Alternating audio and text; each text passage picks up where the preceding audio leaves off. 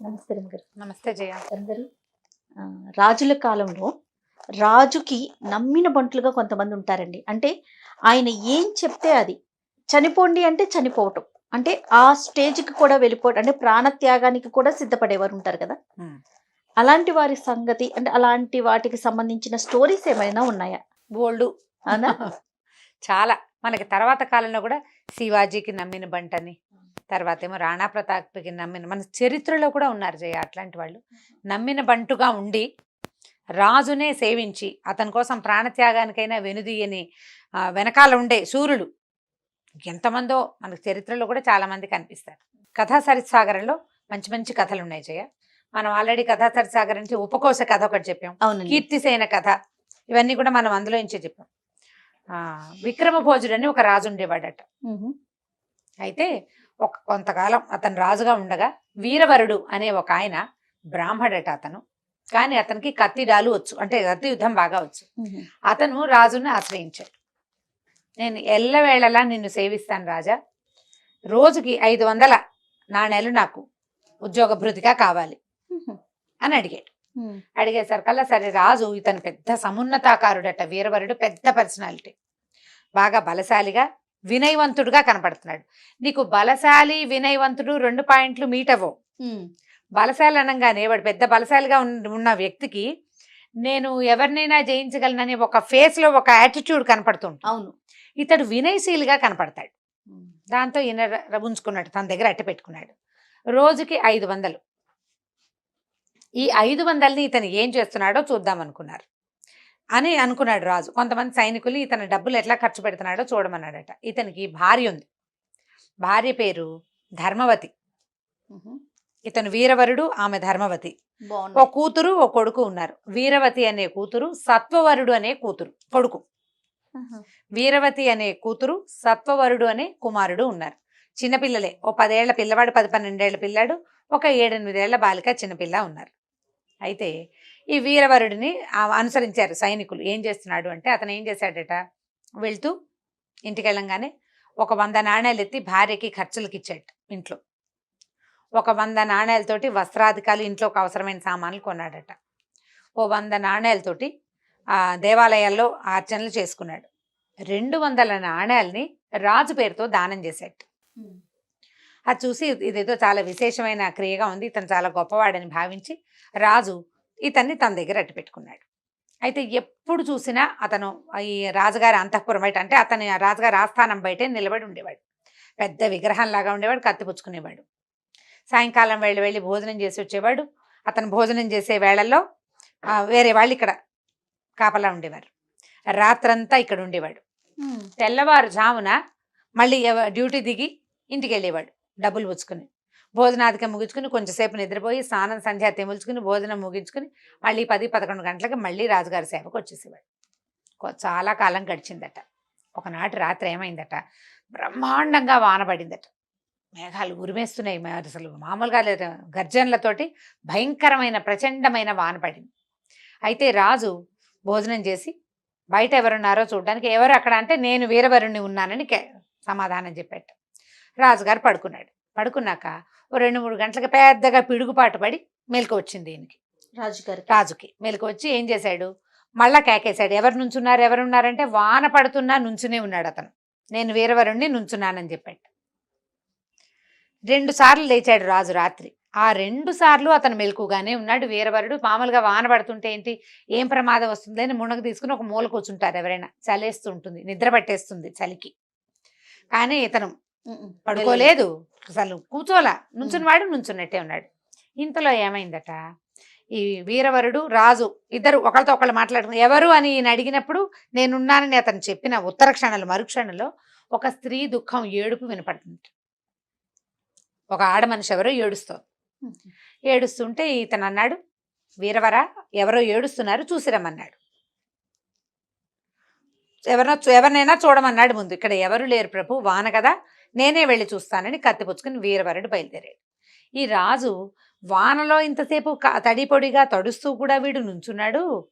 ఇప్పుడు అలా వెళ్ళిన వాడు ఇంటికి వెళ్ళి పడుకుంటాడేమో చూద్దామనుకున్నాడు. తను కూడా దిగాడు. వీరవరుడికి కనపడకుండా అతను వెనక నుంచే ఈ విక్రమభోజుడు గారు నడిచెళ్తున్నాడు.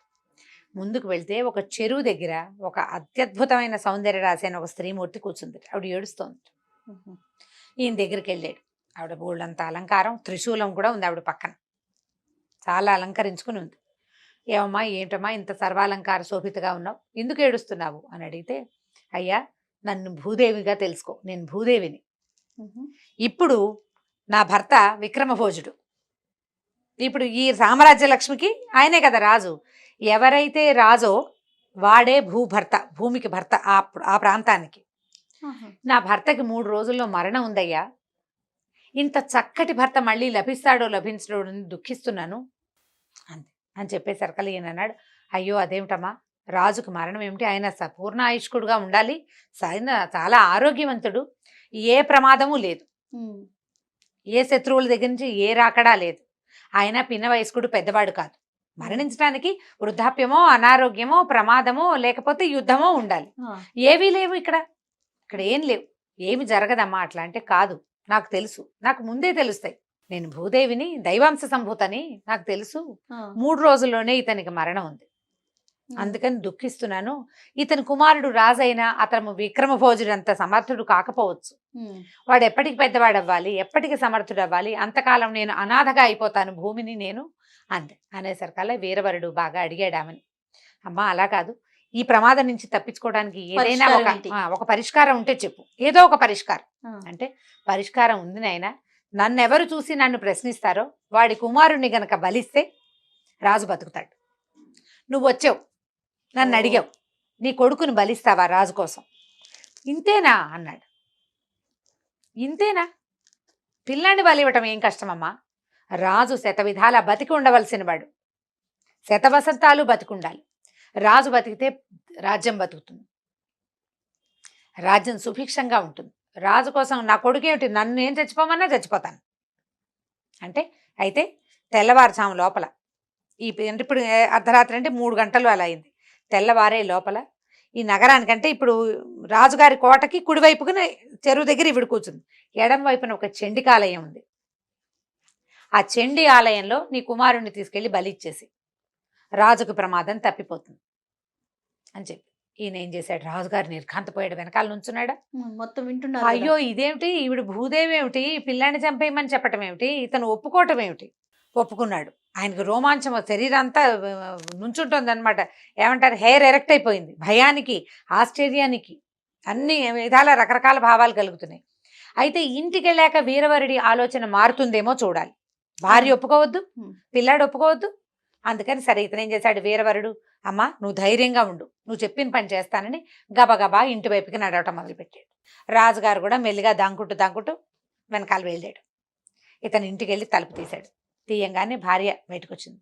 ఈ టైంలో వచ్చారేమిటి, ఇంత వానలో తడుస్తూ ఎందుకు వచ్చారు, రాజు క్షేమంగా ఉన్నాడు కదా అని అడిగింది. అడిగేసరికల్లా రాజుకు క్షేమమే, రాజు క్షేమం కావాలంటే కుమారుణ్ణి బలివ్వమని భూదేవి ఆజ్ఞ, ఏమంటావన్నాడు. అనేందుకేముంది, బలివ్వటమే అని చెప్పిందట భార్య. మన కుమారుడి కంటే రాజు గొప్పవాడు కదా, రాజు ముఖ్యం, అతను ఉంటే ఎంతమంది కుమారులను రక్షిస్తాడు అని చెప్పి పిల్లాడు నిద్రపోతున్నాడని నిద్ర లేపింది. నిద్ర లేపితే ఈయన అడిగాడు, సత్వవరా నిన్ను బలివ్వాలి, రాజు క్షేమం కోసం నిన్ను బలివ్వమని భగవంతుడు ఆజ్ఞ అంటే తప్పకుండా తండ్రి వెళ్దామన్నట్టు. 11-12 సంవత్సరాల పిల్లాడు తీసుకుని బయలుదేరాడు. పిల్లాన్ని ఏం చేశాడు, ఆయన చాలా సంతోషించి, నాలాంటి రాజభక్తి నీకు కూడా ఉన్నందుకు నేను చాలా సంతోషిస్తున్నాను, ఇంత చక్కని కుమారుడిని భగవంతుడు నాకు ఇచ్చినందుకు నా జన్మ ధన్యం అయిపోయిందని పిల్లాన్ని ఎత్తుకుని భుజం మీద కూర్చోబెట్టుకున్నాడట. వానలో నడుచుకుంటూ వెళ్ళాడు. ఈయన భార్య అయిన ధర్మవతి, కుమార్తె ఆ 7-8 సంవత్సరాలున్న వీరవతి కూడా వాళ్ళని అనుసరించారు, చండికాలయానికి వెళ్ళిపోయారు. రాజుగారు అక్కడ చూసిన సీన్కే నిర్ఘాంతపోయి ఇక్కడికి వచ్చాక ఇంకా తెల్లబోయాడు. ఇదేమిటి, భార్యకి భార్య పిల్లాడిని బలిచ్చేయమంటుంది, పిల్లాడు 12 ఏళ్ళ వాడు అమ్మో అనకుండా బలికి తయారైపోయాడు. అసలు వాడికి బలి అంటే తెలుసా, ఏం జరగబోతోందో వాళ్ళకి అర్థమవుతోందో లేదో ఈయనకి అర్థం కాలేదు రాజుకి. సరే బయలుదేరారు. ఈయన కూడా వాళ్ళ వెనకాల పడి నడవటం మొదలుపెట్టాడు. చండికాలయానికి చేరారు. తెల్లవారుజాము అవుతోంది. అక్కడి నుంచి చుక్కలు మెల్లిమెల్లిగా, వర్షం పడుతోంది కదా, ఏం కనిపించట్లేదు, కానీ కొంచెం ఆకాశం తెల్లబడుతున్న సూచనలు వస్తున్నాయి. సరే వీళ్ళు వెళ్తే చండికాలయంలో దీపారాధనలు అవి వెలుగుతున్నాయి. పెద్ద భీకరాకారంతో నుంచునుంది చండిక, అమ్మవారు చండి. ఈ చెండి అంటే సాత్విక రూపం కాదు, ఆ, ఉగ్ర రూపమే ఉంటుంది. ఈయన నమస్కారం చేశాడమ్మా, నా రాజు శతవసంతాలు ఆయురారోగ్యాలతో విలసిల్లుతూ ఉండాలని కోరికతోటి, భూదేవి ఆజ్ఞతోటి ఉమ్, నా కుమారుడైన సత్వవరుణ్ణి నీకు బలిస్తున్నాను అని చెప్పి కత్తి తీసి ఠాకామానికి పిల్లవాడి తల నరికేశాడు. పడిపోయాడు కింద. గంటలు గణ గణ గణ గణ మోగుతున్నాయట. చిన్న చిన్నగా ఉన్న దీపాలన్నీ హెచ్చుగా ఉజ్వలంగా వెలుగుతున్నాయి. ఈ చిన్న పిల్ల ఉంది, 8 ఏళ్ల పిల్ల, అతని తలని తల నరికేశాడు. తల దగ్గరికి వెళ్ళి కూర్చుని ఏడుస్తూ, అయ్యో అన్నయ్య నన్ను వదిలిపెట్టిపోయావా అని హార్ట్ అటాక్ లాంటిది వచ్చేసి ఆ పిల్ల కాస్త మరణించిందట.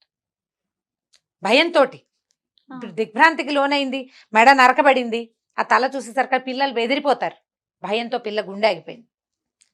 పిల్లవాడు మరణించాడు, పిల్ల మరణించింది. ఈ ధర్మవతి భోరుమని ఏడ్చింది పిల్లని చూసుకుని. ఏడ్చి, నాథా రాజు రక్షింపబడ్డాడు, దేవి కూడా కటాక్షించింది, అందుకే గంటలు మోగుతున్నాయి, దీపాలు ఉజ్వలంగా వెలుగుతున్నాయి.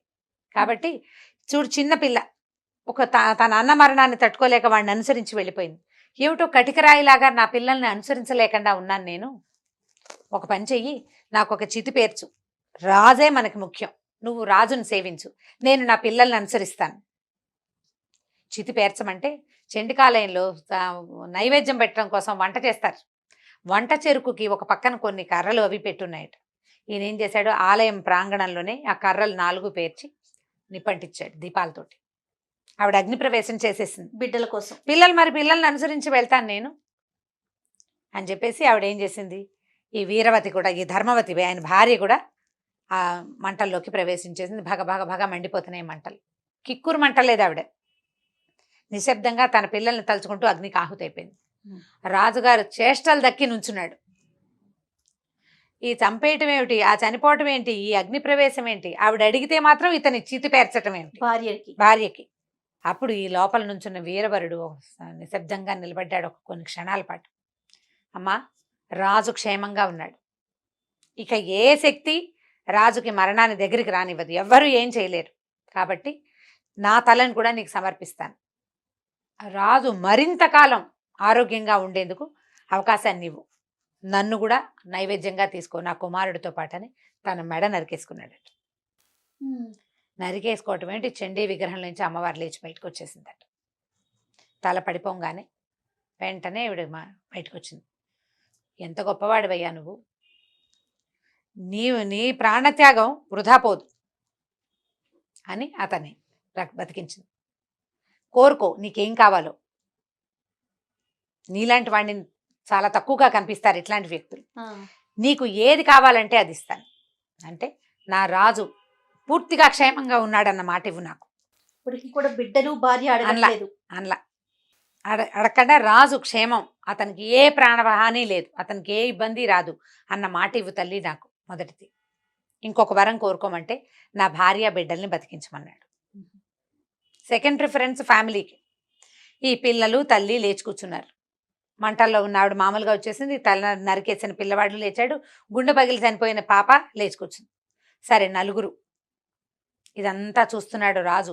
అమ్మవారు బయటికి రావటం, ఆవిడ అతని తల మళ్ళీ వెనక్కి అతుక్కోవటం, వీళ్ళందరూ లేచి రావటం, ఇదంతా చూసి అమ్మయ్య అని అనుకుని ఆయన ఏం చేశాడు, గబగబా వెళ్ళిపోయాడు వెనక్కి.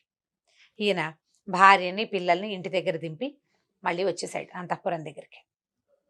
రాజుగారు పైకి వెళ్ళాడు, కొంచెం రిలాక్స్గా 10 నిమిషాలు కూర్చుని, ఎవర్రా అక్కడ అని పిలిచాడు.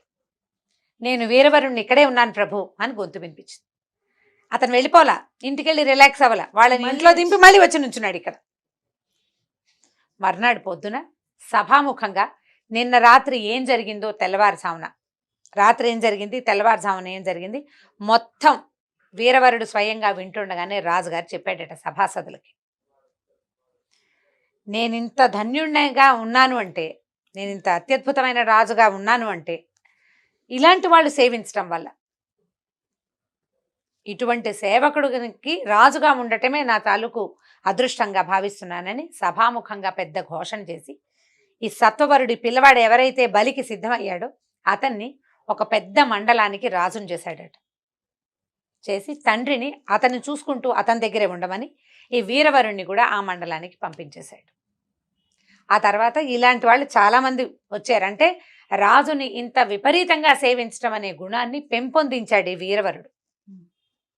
మన పురాణ గాథల్లో, తర్వాత జానపద గాథల్లో, మన చరిత్రలో కూడా ఈ రాజుని ఇతోధికంగా సేవించిన వాళ్ళు ఎంతమందో కనపడతారు. ఇప్పుడు బాగా ఫేమస్ అయిన బాహుబలిలో కూడా మనం కట్టప్పని అట్లాంటి క్యారెక్టర్ గానే చూస్తాం. అవునండి. ఈ కట్టప్ప క్యారెక్టర్ కొత్తగా సృష్టించబడింది కాదు. ఇంత అచంచలమైన భక్తితోటి రాజుని సేవించే వాళ్ళు మనకి ముందు తరాల్లో చాలా మంది ఉన్నారు. పురాణ గాథల్లోనూ ఉన్నారు, తర్వాత రాజుల కథల్లో, కల్హణ రాజతరంగిణిలో కూడా ఎంతమందో ఇలాంటి వాళ్ళు కనిపిస్తారు. వీళ్ళు వెంబడి ఇంకొక 2-3 కథలు చెప్పుకుందాం. ఇది వినడానికి విచిత్రంగా విపరీతంగా అనిపించినప్పటికీ ఇంత ఎగ్జాజరేషన్ లేకపోయినా ఎంతో కొంత ఎగ్జాజరేషన్తో ఖచ్చితంగా జరిగినాయి. మనం ఇప్పుడు ఝాన్సీ లక్ష్మీబాయి గురించి చెప్పుకుంటాం. తాంతియా తోపే అతను విపరీతంగా సేవించాడు. అసలు ఝాన్సీ కోసమే ప్రాణాలు వదిలిపెట్టారు. మనం రాజ్యం కోసం ప్రాణాలు వదిలిపెట్టిన వాళ్ళని చూసాం. రాజు కోసం ప్రాణాలు వదిలిపెట్టిన వాళ్ళని కూడా చరిత్ర చూసింది. చాలా ప్రత్యేకమైన సంగతులే మనం చెప్పుకుంటుంటే వ్యక్తుల పేర్లు కూడా మనం హిస్టరీ నుంచి తీసుకుని చెప్పగలుగుతాం. చెప్దాం కొన్ని కథలు ఇట్లాంటివి. అట్లానే నమ్మకం. అంటే కొంచెం ఇంట్రెస్టింగ్ గా అనిపిస్తుంది. పిల్లలకి కూడా ఒక ఆలోచన క్రియేట్ చేస్తుంది. అంటే మనం నమ్మకంగా ఉంటే ఈ విధంగా చేయాలి. అదే మనల్ని నమ్మిన వారికి మనం అంటే దేశానికి ఉపయోగపడే వారికి. అదే ఇప్పుడు అంతే కదా దేశం రమ్మగారు? మీద ప్రీతి. ఆ, మనం ఒక సంస్థలో పనిచేస్తుంటే దాని పట్ల లాయల్ గా ఉండటం, yes. సంస్థ పట్ల లాయల్ గా ఉండాలి కదా. ఆ విధానాన్ని అది మన భారతీయుల పరిధి వరకు. మన పరిధి వరకు భారతీయ విధానంలోనే ఉంది. అది రాజుని మితోధికంగా సేవించడం అనేది మన దగ్గర ఉన్నది పాత పద్ధతి. దాన్ని మనం ముందుకు సాగదీయాలంటే మనం చెప్తూ ఉండాలి కదా, ముందుకు ఖచ్చితంగా. సాగించాలంటే. చాలా బాగుంది రమ్మగారు. నమస్తే. నమస్తే. ఈ వీడియో కనుక మీకు నచ్చినట్లయితే లైక్ చేయండి, షేర్ చేయండి. మరిన్ని ఇంట్రెస్టింగ్ వీడియోస్ కోసం మా ఛానల్ని సబ్స్క్రైబ్ చేసుకోండి.